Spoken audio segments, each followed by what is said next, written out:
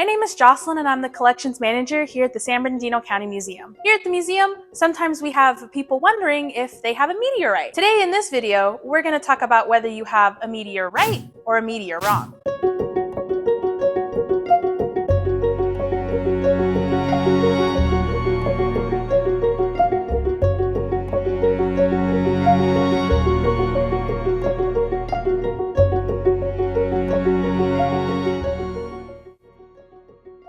Hi, I have an appointment with the Curator of Earth Sciences. That would be me. Welcome. Hi, nice to meet you.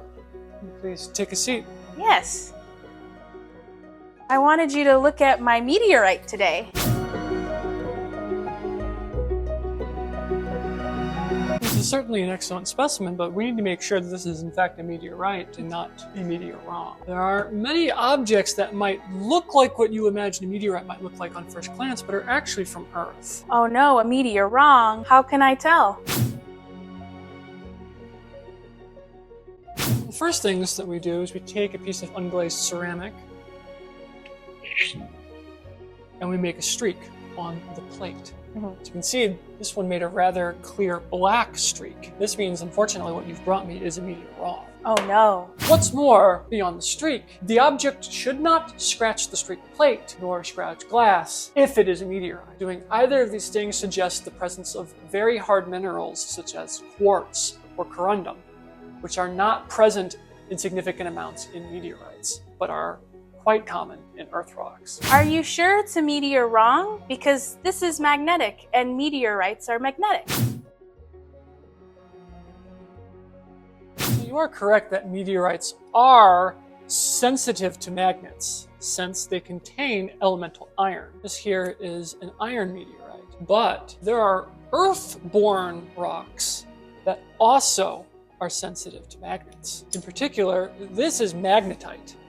Magnetite is a naturally occurring ore of iron on Earth. This is the same color as this, and you said this is a meteorite. Well, you'll notice that if you look closely, while this may have that dark and even rusty sheen on some portions, it's much lighter here. Your stone, on the other hand, is dark on the outside and a dark red on the inside. A meteorite should be dark on the outside, but only in a very thin layer and lighter on the inside, at least for stony meteorites. What sort of traits would a meteorite have? Well, first off, it should have a fusion crust. Now, the fusion crust can wear off, erode away over time, but a meteorite that's lost its fusion crust essentially looks just like an Earth rock.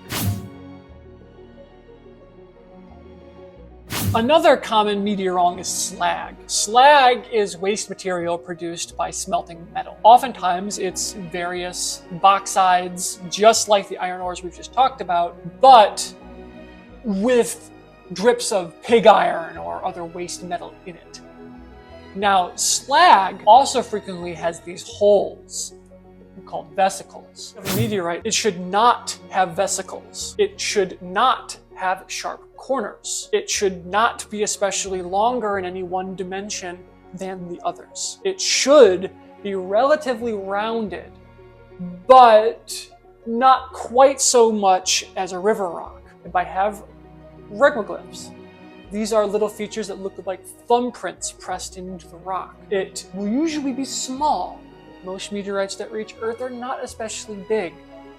Most are the size of pebbles. Thank you for letting me know. If I wanted to get a second opinion, where should I go?